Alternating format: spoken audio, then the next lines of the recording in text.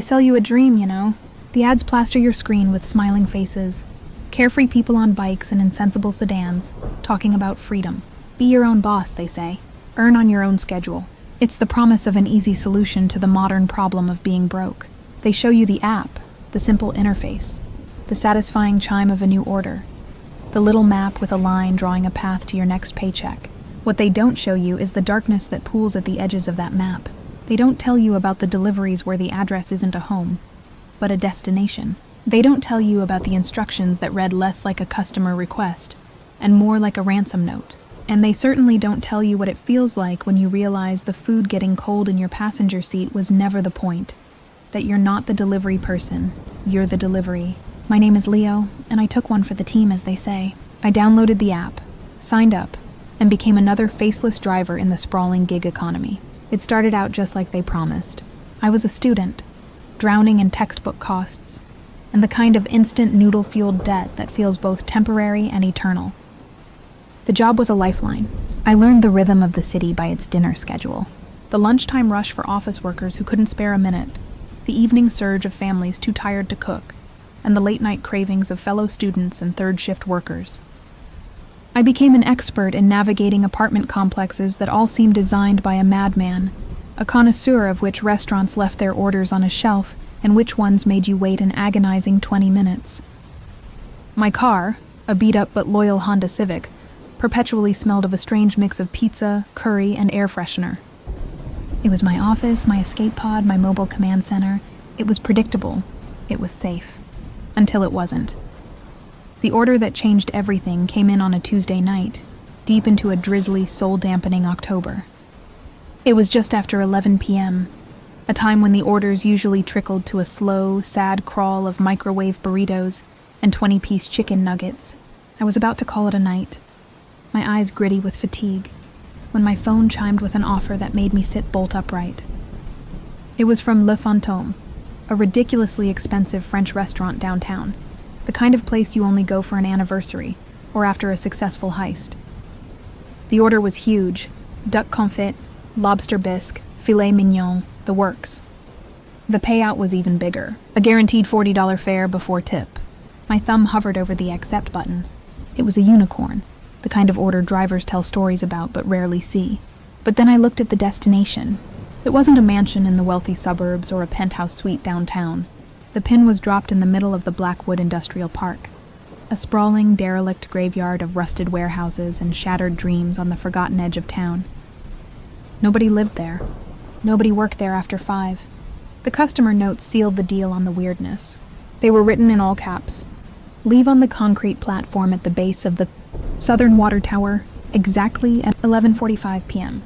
Do not be early, do not be late. Do not call, do not text. Leave the vicinity. Immediately, you will be compensated for your discretion. My friend Marcus, who also drove, had a rule.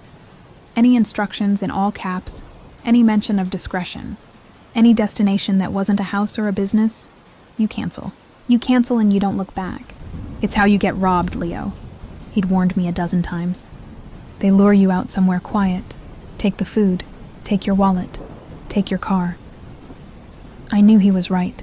Every instinct, every primal, self-preserving nerve ending in my body was screaming at me to decline, to go home, to lock my doors and forget I ever saw it. But $40 was $40, and my rent was due in 3 days. I was $100 short. I rationalized it. It's probably just some rich kids playing a weirdly elaborate prank, or maybe a security guard who can't leave his post. The money was already guaranteed. They couldn't take it back. What was the worst that could happen? I'd drop a bag and drive away. So, with a deep breath that did nothing to calm the frantic hummingbird batting against my ribs, I accepted. The drive to Le Fantôme was normal enough, but pulling away from its warm, inviting lights with a bag of food that cost more than my weekly earnings felt surreal. As I headed towards the industrial park, the city's comforting glow receded in my rearview mirror, replaced by an encroaching, absolute darkness. The streetlights grew sparse, then disappeared entirely. The road devolved from smooth pavement to a cracked, pothole-riddled mess. The rain intensified, fat drops splattering against my windshield, the wipers struggling to keep pace. their rhythmic squeak thump the only sound besides my own ragged breathing. Blackwood Park was even worse than I remembered. Skeletal factories with shattered windows loomed like ancient beasts on either side of the road. Rusted chain-link fences sagged, their no trespassing signs riddled with bullet holes. It was the kind of place where hope came to die. I felt like I was driving through a post-apocalyptic movie set, and I was the idiot character who gets killed in the first 10 minutes. My GPS announced I had arrived. Ahead, silhouetted against the bruised purple sky, was the water tower, a monolithic rust-streaked titan of steel. I killed my headlights, my car plunging into a darkness so profound it felt like a physical weight. I checked the time on my dash, 11:43, 2 minutes early. The instructions had been clear. Do not be early. My heart hammered against my chest. Was someone watching? Was this a test? I sat in the suffocating silence, the engine ticking as it cooled, every sense on high alert. The smell of the expensive food was nauseating now, an intrusive, cloying scent of a world I didn't belong in.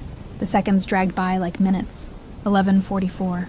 Then, finally, 11:45.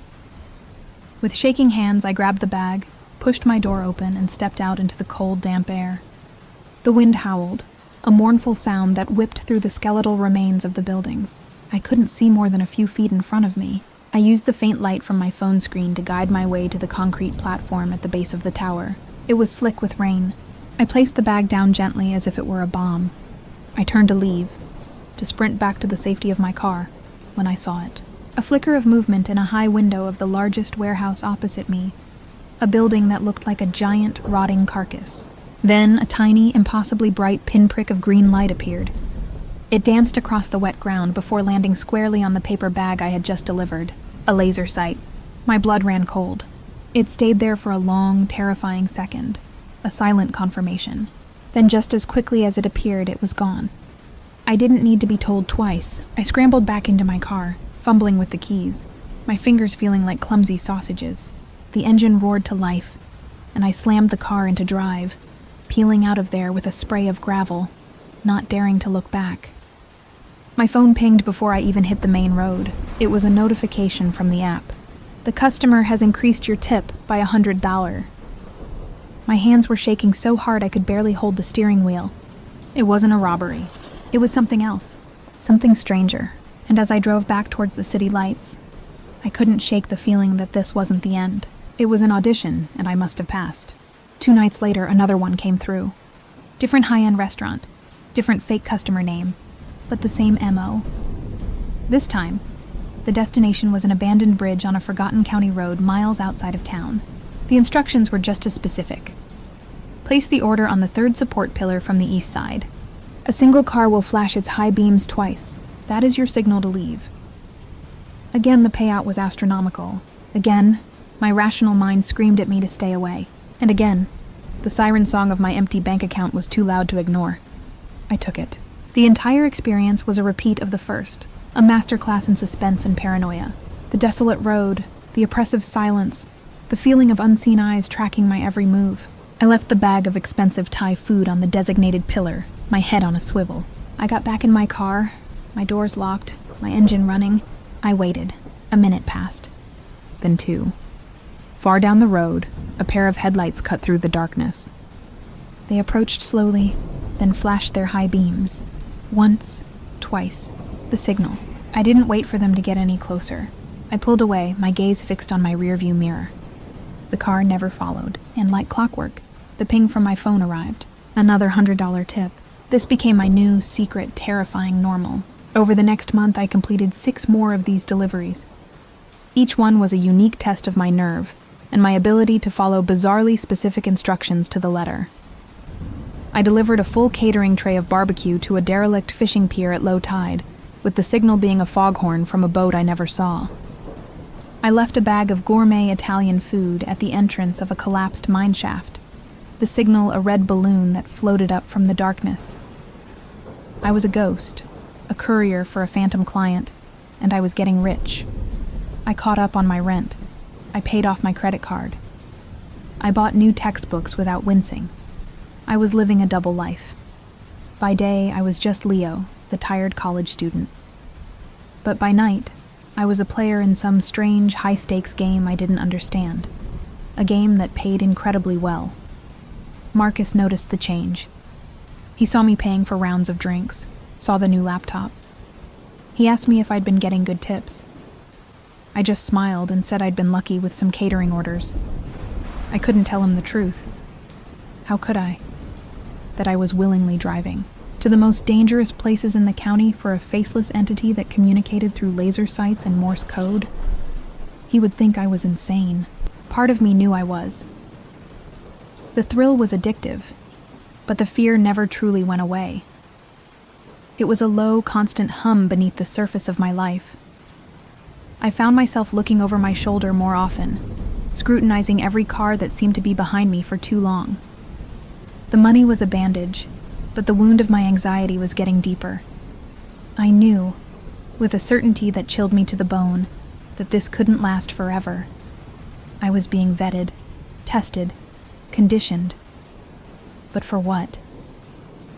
The answer came on a frigid night in early December. The order came in, just as I was starting to think my strange benefactors had forgotten about me. It had been nearly 2 weeks since the last one. This time, the instructions were different. They were a single, terrifying sentence. The old Northgate cannery. Backloading bay. The door will be open. Leave the food on the table you see inside. We need your help with a small task. 5 minutes. The reward will be life-changing. This was it. The line. Driving to a dark place and dropping a bag was one thing. Going inside a building, an abandoned, dark, terrifying building, was another. This wasn't a delivery anymore. It was an invitation into the spider's web. My hands went cold. I reached for the decline button, my whole body screaming, no. But before my finger could touch the screen, my phone buzzed with a text message. It wasn't from the app. It was from an unknown number, sent directly to my personal line. We see you're hesitating, Leo. We wouldn't want you to make a poor decision. Not when you've come so far. We know you live at 1412 Oak Street, apartment 3B. Your sister gets off her shift at the diner at 10, doesn't she? It's a long walk to her car. The world tilted on its axis. The air rushed out of my lungs. They knew my name. They knew my address. They knew about my sister. The hum of anxiety I'd been living with erupted into a full-blown siren. This was never a game. I was a pawn, and I had been maneuvered into a checkmate I never saw coming. The vague, shadowy threat that had been my strange employer was now a very real, very specific monster, and it knew where I slept. The text came again. The task is simple. The reward is $5,000. Cash. Be at the cannery by midnight. There was no choice. There was never a choice. I was trapped. The 40-minute drive to the Northgate cannery was the longest of my life. My mind was a whirlwind of terror and desperate calculation. Call the police? And say what? That a mysterious customer for my food delivery app knows my address and is offering me $5,000? They would think I was a crank, or worse, involved in something criminal myself. I thought about driving to my sister's diner, telling her to call in sick, to go somewhere safe. But where was safe? If they knew her schedule, what else did they know? Every option felt like a dead end. I was in this alone.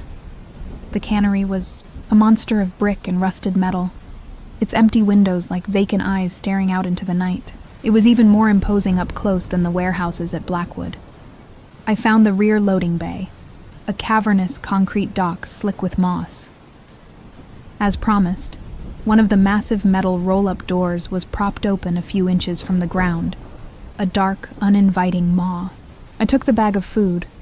It was from a cheap burger joint this time, a cruel joke, and slid underneath the door. The air inside was cold and smelled of rust and decay. Just as the instructions said, about 20 feet in, a single bare bulb hung from a wire, illuminating a rickety wooden table. It was the only light in a space that felt as big as a football field. My footsteps echoed unnervingly. I placed the bag on the table, my heart trying to beat its way out of my chest. My job was done. I turned to leave. and the door slammed shut with a deafening final boom. The darkness that consumed me was absolute. It was a physical presence, pressing in, stealing my breath. Panic, cold and sharp, seized me. I was blind, trapped. "Well done, Leo." The voice came from everywhere and nowhere at once, amplified and distorted by a speaker system, echoing through the vast dark space. "You've been most reliable, punctual, discreet. You follow instructions without asking questions, a rare quality." The voice was calm, metallic, utterly devoid of emotion. "We have been looking for someone with your particular skill set. We've been vetting drivers for weeks. Most are too cowardly. Some are too stupid. But you are just right." My mind struggled to process the words. Vetting drivers? This whole thing, from the very first delivery, was a series of bizarre job interviews. "What do you want?" I managed to stammer, my voice a pathetic squeak. A series of harsh industrial floodlights flickered on, blinding me. I threw my arm over my eyes, and when I could see again, they were there. At the far end of the cavernous room, standing by a pallet of unmarked wooden crates, were two figures. They were dressed in dark, functional clothing, their faces completely obscured by black ski masks and dark goggles. They were tall, imposing, and stood with a stillness that was deeply unsettling. "We want you to complete one final delivery," the distorted voice boomed again. It seemed to come from a speaker mounted on a pillar near them. "Your final test, if you will. Do this, and you walk away with the $5,000 we promised, and we will permanently delete all the information we have on you and your family. Fail, and the consequences will be severe." One of the figures walked over to a duffel bag on the floor and kicked it. It skidded across the concrete, stopping a few feet away from me. It looked heavy. "This is not food," the voice stated unnecessarily. "You will transport this bag to the Sandpiper truck stop, 2 hours north on I-95. You will park in the rearmost lot by the fence. You will wait for a blue Ford F-150. The driver will approach your window and say, 'The night air is cold.' You will respond, 'But the coffee is warm.' You will give him the bag. You will then receive your payment. Is that clear?" I could only nod, my throat too tight to speak. "Good," the voice said. "To ensure your compliance, my associate will be accompanying you." The second masked figure started walking toward me, his heavy boots echoing on the concrete. My blood turned to ice. This wasn't a delivery. This was a kidnapping. I was a coerced mule, a disposable asset. And I was about to get in a car with one of them. The drive north on the interstate was a silent, 2-hour-long panic attack. The masked figure sat in my passenger seat, perfectly still, his head forward, watching the road. He hadn't said a single word since getting into the car. His silence was more terrifying than any threat. It was the silence of a predator, confident and patient. The heavy duffel bag sat on my back seat, its weight a constant, oppressive presence. I didn't know what was inside, and I didn't want to know. Drugs, guns, money, a bomb. Every possibility was worse than the last. I drove exactly the speed limit, my hands gripping the steering wheel so tightly my knuckles were white. My mind raced, desperately searching for an escape. Could I crash the car? Could I pull over at a gas station and make a run for it? But the thought of my sister, of the cold, calculated threat against her, paralyzed me. I was on a leash, and the men in the warehouse held the other end. Every pair of headlights in my rearview mirror was a potential threat. Every police car I saw on the side of the road sent a jolt of pure adrenaline through me. I wanted to be pulled over more than anything in the world, yet I was terrified of what my silent passenger would do if it happened. The Sandpiper truck stop appeared out of the darkness, an oasis of fluorescent light and diesel fumes. It was busy, even at 2 a.m. Trucks rumbled in and out, their air brakes hissing. For a brief moment, The sight of so many people gave me a sliver of hope. I couldn't be hurt here, not with so many witnesses. "The back lot," my passenger said, his voice a low, gravelly rasp. It was the first time he'd spoken. The sound made me jump. I followed his direction, navigating past the main building and the rows of parked 18-wheelers to a poorly lit remote lot at the very edge of the property, bordered by a dense patch of woods. He pointed to a spot by the fence, as far away from the lights and other vehicles as possible. I parked and killed the engine. The sudden silence was deafening. We waited. The minutes stretched into an eternity. My eyes scanned the lot, searching for a blue pickup truck. "There," the man grunted, nodding his head. A pair of headlights was pulling into the lot, a dark blue, slightly beat-up Ford F-150. It drove slowly, then parked 2 rows away from us, its engine still running. This was it, the exchange. My heart pounded. But as I watched, a third vehicle pulled into the lot, a state trooper's patrol car. It wasn't driving with purpose, just doing a routine patrol, but its presence changed everything. The man in my passenger seat tensed up like a coiled spring. The blue pickup truck's headlights, which had been pointing at us, suddenly switched off. "Change of plans," my passenger hissed, his voice laced with venom. "They're spooked. We're moving. Drive. Now. Turn right out of the lot, onto the service road." The service road was a narrow, unpaved track that ran behind the truck stop, parallel to the dark woods. A cold, hard certainty washed over me. This wasn't just a change of plans. This was the end of the line. They weren't just going to let me go. I was the loose end. My dad was a mechanic, a man of simple, practical wisdom. He'd taught me to drive, and he'd given me one piece of advice I'd never forgotten. "In a bad situation, son," he'd said, "a car is a weapon. Never let them box you in. Never let them take you to a second location." I saw the blue pickup truck up ahead, pulling onto the service road, its lights off, waiting to block the path. This was the second location. Adrenaline, pure and undiluted, flooded my system, washing away the fear and leaving behind a single burning instinct: survive. In one fluid motion, I slammed the gear shift into reverse. The man next to me shouted in surprise as I stomped on the accelerator. My little Honda screamed in protest, tires spinning on the gravel before they bit down. We shot backwards, swerving wildly. The man lunged for the steering wheel, his gloved hands grabbing at my arms. I slammed my elbow back into his face. He grunted in pain and rage, but his grip was like iron. We struggled, the car careening backwards down the service road. I was aiming for the main lot, for the lights, for the trooper. The man twisted the wheel, and we smashed into a line of trash dumpsters with a sickening crunch of metal. The jolt was enough to break his grip for a split second. I slammed the car back into drive, turned the wheel hard and floored it, not back towards the service road, but directly across the bumpy lot, heading straight for the trooper's car.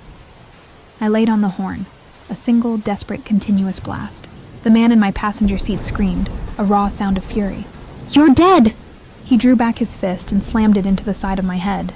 The world exploded in a flash of white light. My foot slipped off the accelerator. Dazed, my vision swimming, I lost control.